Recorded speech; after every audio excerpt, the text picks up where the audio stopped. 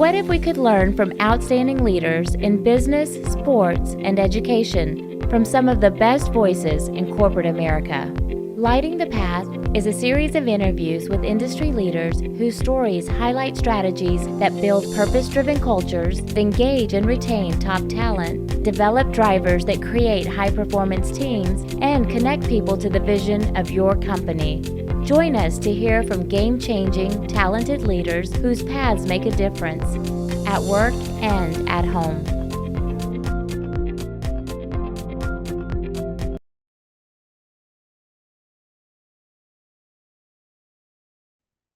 If you're a leader of a business, today's message is going to be really important to you. It's not on leadership as much as it is about sales.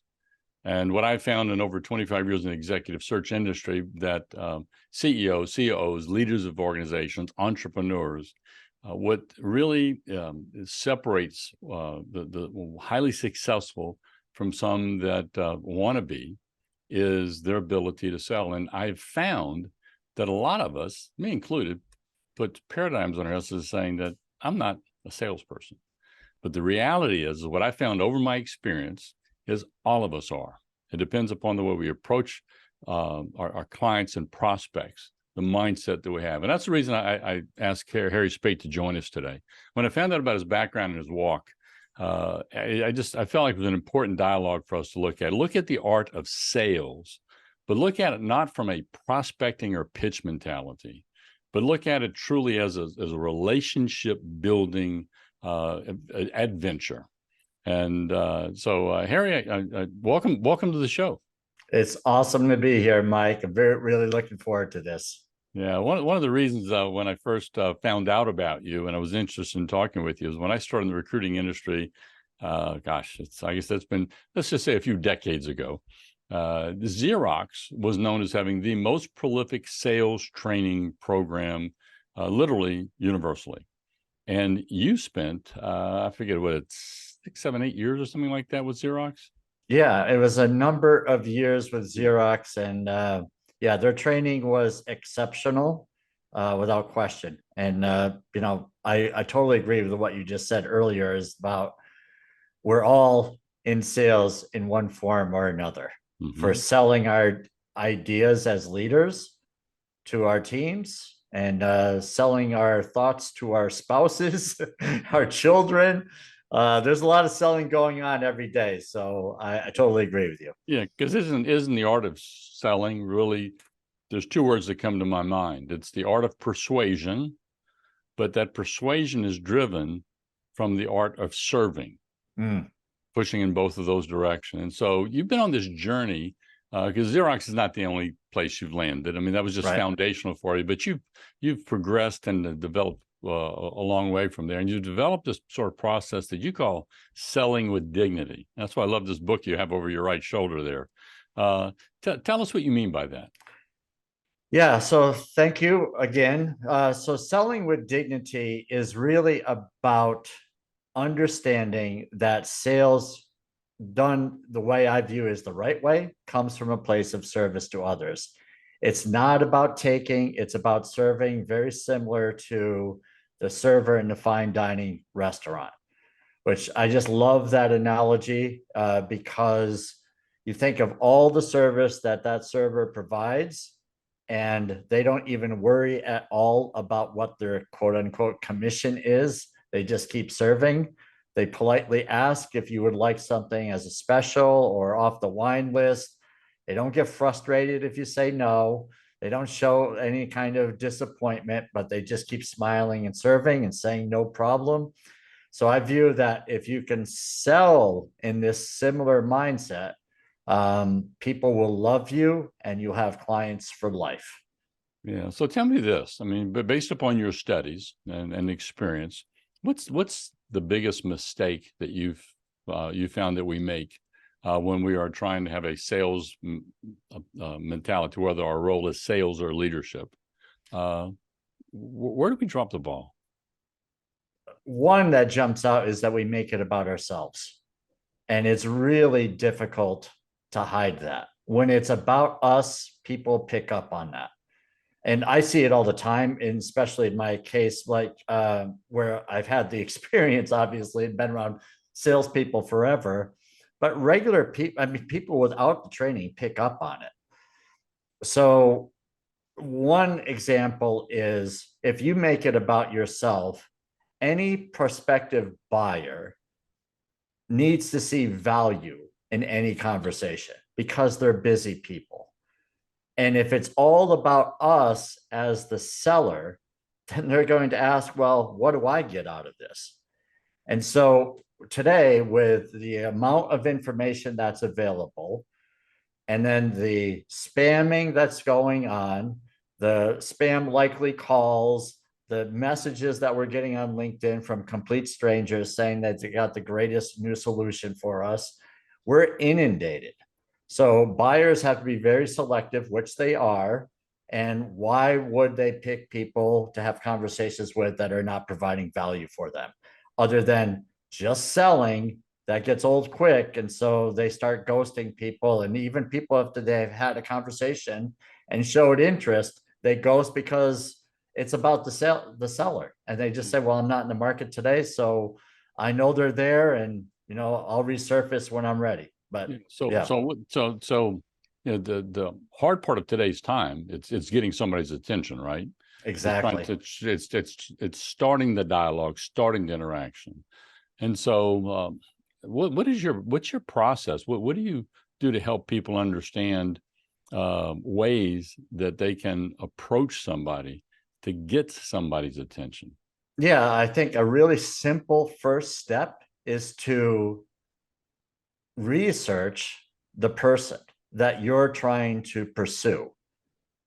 So if your target is pick a company and you're trying to get an IT director or a CFO, you want to research that person, find out what their interests are, go to their website, find out what the company's doing, and then try to provide some kind of value. If you have any experience at all, you should be able to think of ways you can provide value for the person.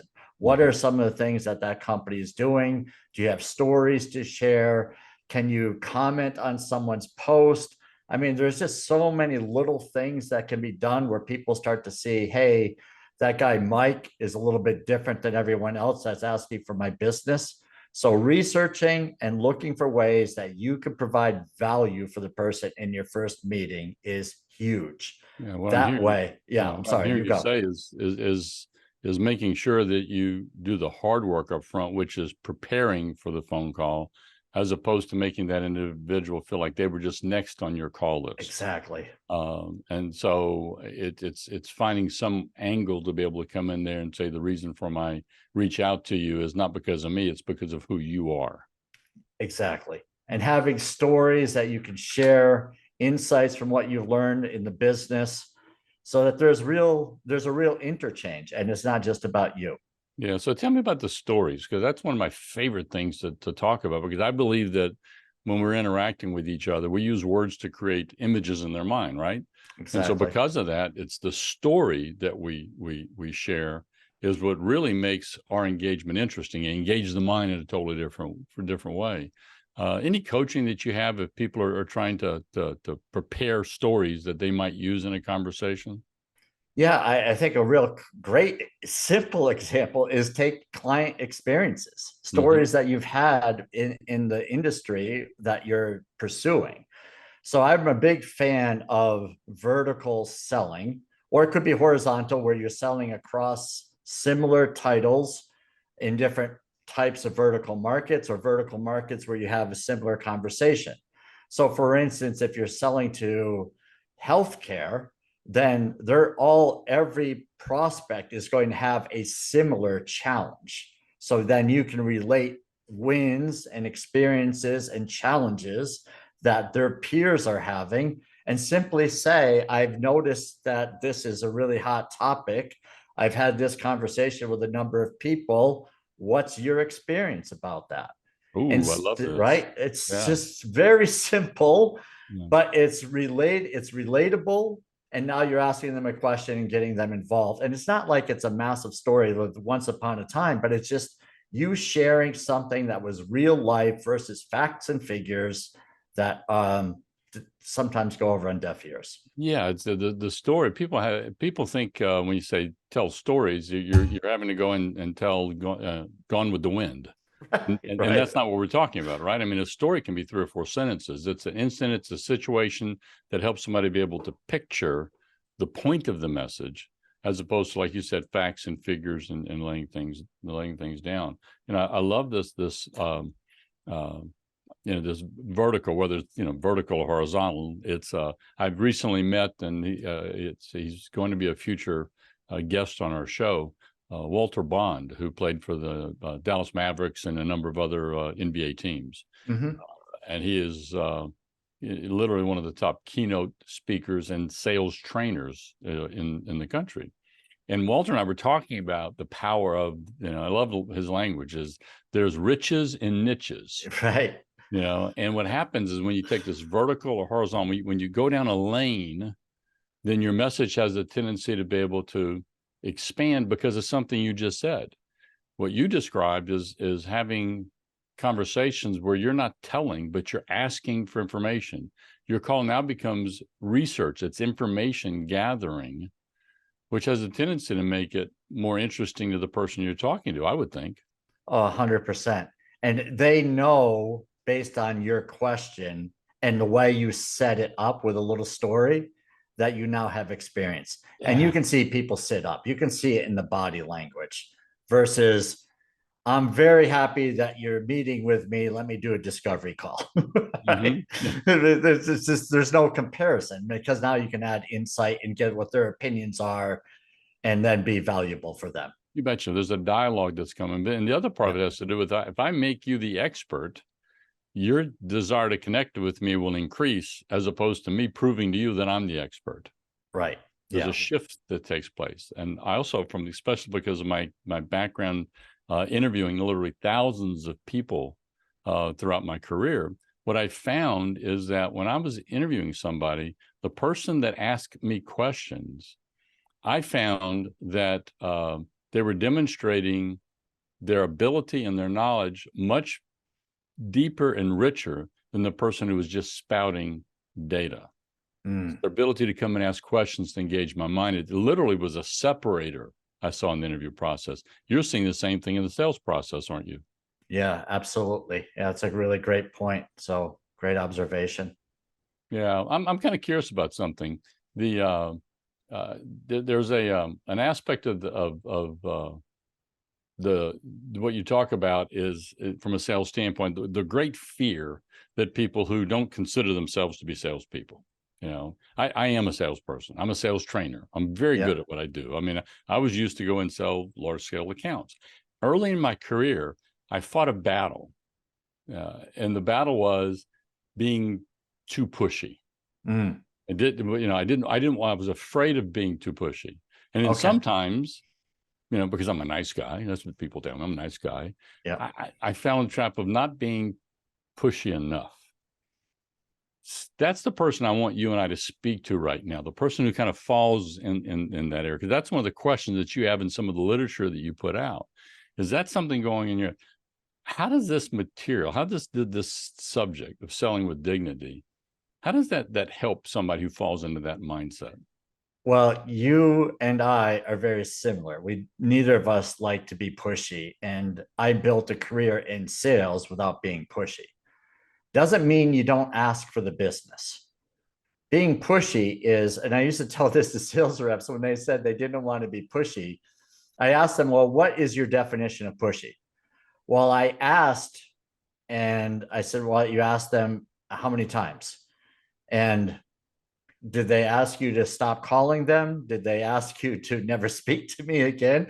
I mean, I would just go through this dialogue with sales reps who felt like they were being too pushy. And I said, people in sales, buyers expect us to make calls. They expect us to follow up, to see how their process is, or if there's been any change, or if they're getting any closer to making a decision. I said, these are very normal questions. So they're not going to get, if they say you're calling too much, that's when you back off. But for the people who worry about being pushy, they're not the pushy ones. It's the ones who are pushy that never even give it any thought. So I always would tell people, it's like, if you're thinking about you're pushy, you're not. That's Trust a great me. point. That's a great point. And I love what you just said, Aaron, that you weren't, the line of question you just went through, which was, where in the process has anything changed, with, kind of doing a temperature reading. Mhm. Those are information gathering questions. Yeah. Those are not sort of trying to convince somebody to buy.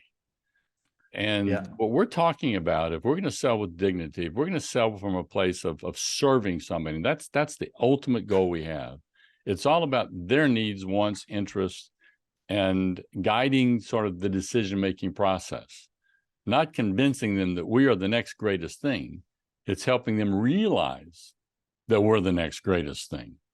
And doing so with an art of discovery is what I'm hearing you say. Thanks for joining us today on Lighting the Path, Strategies for Tomorrow's Leaders. If anything in this podcast speaks to you, if I've challenged you, or if you want to spend time digging into this subject a little deeper, or if you disagree with me, reach out. My contact information is on our website, lightingthepath.net, or email me at mike@mikelejeune.com. Also, look for me on LinkedIn. I'd love to connect our networks. Keep lighting the path for those who choose to follow you. It's more than a responsibility. It's an honor.